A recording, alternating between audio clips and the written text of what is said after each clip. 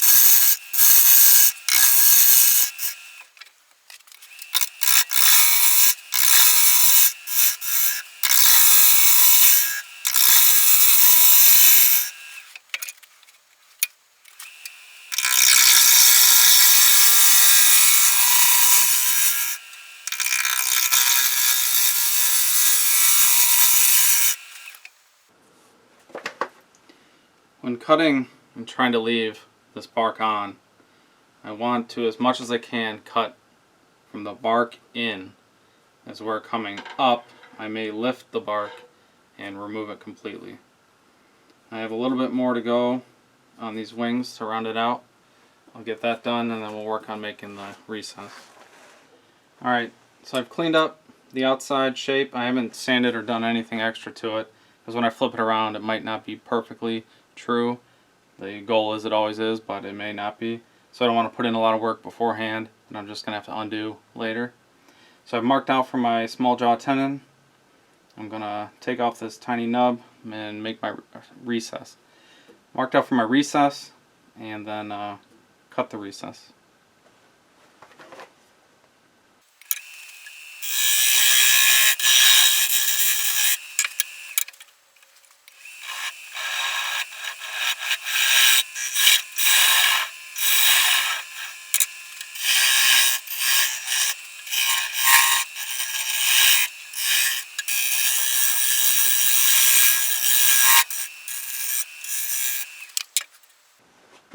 When I flip it around, the one thing I won't be able to do is necessarily finish the bottom like I want to, the sides and the inside. So I'm probably going to take the time now to sand up this outside and recess before I flip it over. So I'll get that done. I'm just going to go over it lightly with a scraping action, just to clean up and even out any tool marks before I sand. There's like a little ridge here where I've been cutting air a bunch and then come back in. So I want to try and clean that up a little bit. I brought the tailstock up for support. I'm trying to get a higher speed so the time at which I'm cutting air is minimized. So let's get to it.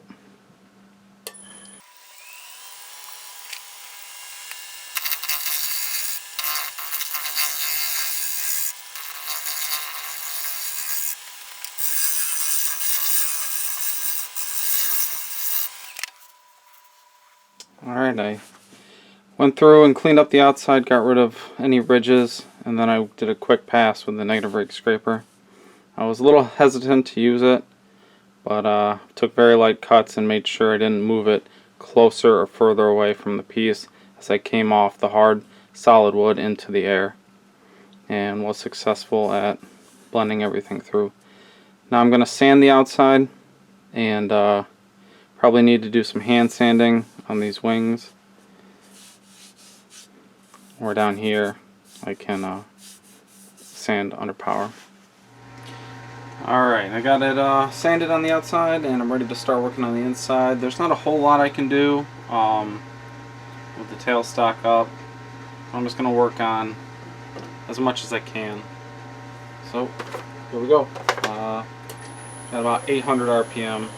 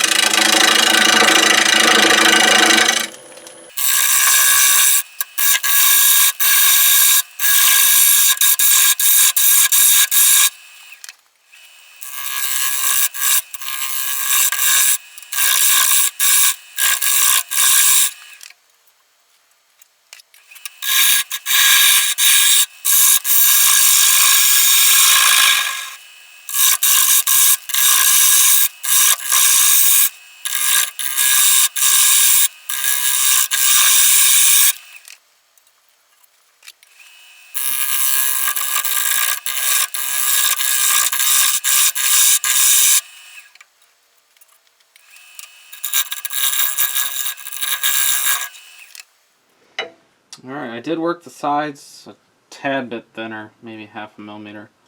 And now I'm also beyond the bark on both sides. So the rest of it will be turning just wood.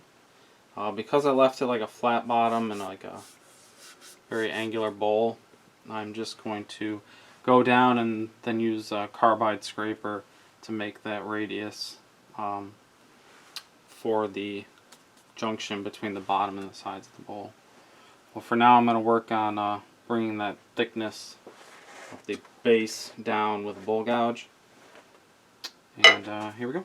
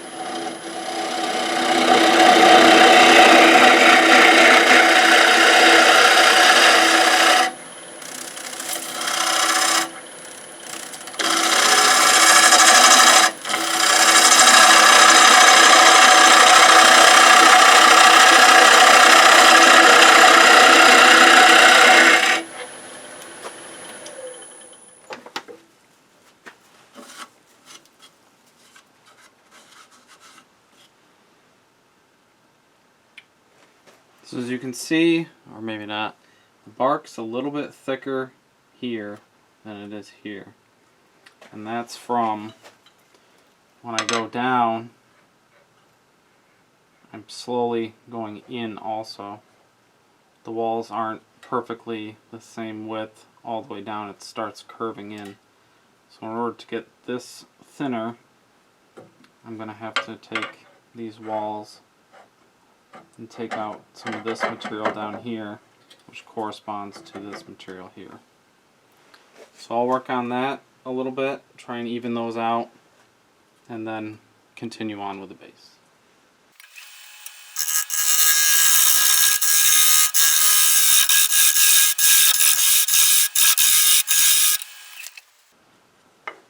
Alright, that helped out a little.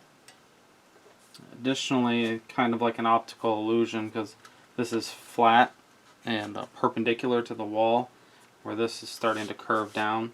So you see a larger piece of the bark looking at an angle, but if you look perpendicular to the side or parallel with this side, it does seem about the same thickness. Alright, so I've pretty much finished the shaping of this bowl. I have the bottom almost perfectly flat. I just got to go through with the negative scraper and even out the bottom. I have good radius on the transition from the sides to the bottom, and the wall thickness is even with no ridges all the way down. So I'm just going to work on blending this transition into a very flat bottom, and it'll be done. I think I'm pretty close to the top of the recess and overall thickness, so I'm going to be super careful there. But I just gotta, there's a slight indentation in the center, I just gotta knock down right about here. So I'll work on that real quick, and then we'll work on sanding.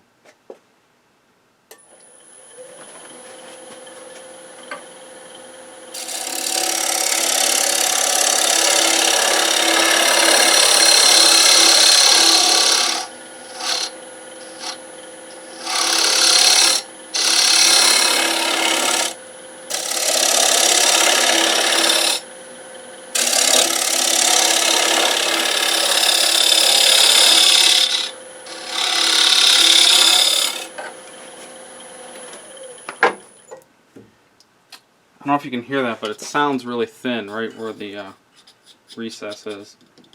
So I'm a little scared there. I'm gonna just try and sand it down. I don't want to keep taking away wood and fighting myself back and forth and end up putting a hole through the bottom. So I just finished sanding up through 400 grit. We got a pretty cool grain reveal from the heartwood. It was a little hard. I had to sand most of it by hand, these wings in here. I did notice, though, you can hear this vise. Pretty sure I don't have a whole lot of wood left below this centerpiece where the recess is. When I take it off the lathe after I'm done sanding, I'll measure the final thickness of what this little ring in here was. I'm gonna guess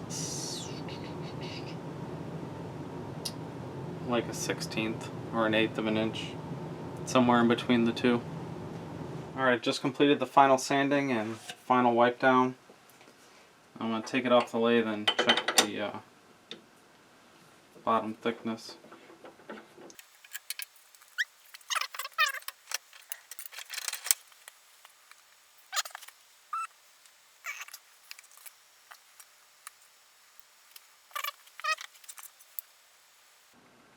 That's right. It is between a 1/16 and an 1/8 of an inch. So 3/32. Not very smart. I did make the recess a lot deeper than I usually do. So it'll function as a bowl.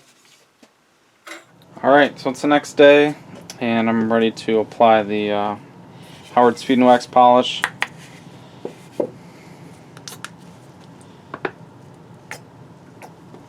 For the bark, I think I'm going to use this paintbrush.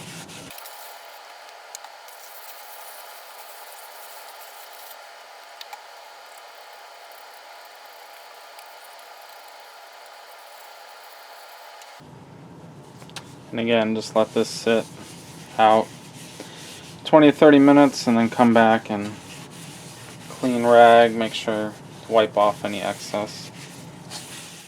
Alright, so it's been approximately 30 minutes since wiping on the Howard Speed and Wax, so I'm going to use this dryer towel to try and remove any excess. There's a bunch on the bark here. It'll probably take a while to get it all out. But